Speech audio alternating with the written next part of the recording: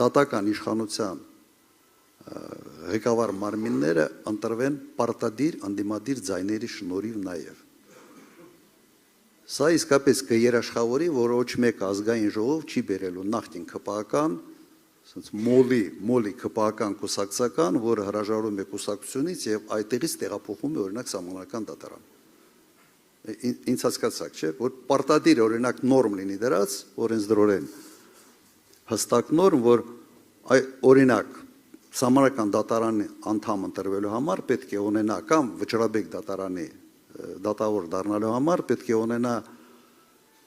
50 օրինակ 1% ձայն կամ ինչ որ տոկոս ձայն, որի մի մասը պարտադիր պետք է լինեն ընդդիմադիր խմբակցությունների ձայները։ Սա ծրագրում նաև մենք սա ամրագրել ենք։ Սա այն մոդելն է, որը ուղղակի կբացառի կուսակցականացումը, գործադիր իշխանության զսպող մեխանիզմները դա դատական համակարգն է։ Դատական համակարգ։ Եթե դատական համակարգը պատշաճ ձևով աշխատի, եթե քննչական մարմինները մեկ մարդու կողմից չձևավորվեն, մենք ունենալու ենք բալանսավորված իշխանություն։ Եվ Նիկոլ Փաշինյանների ի հայտ գալը հետագայում պրոբլեմային է լինելու կամ անհնար։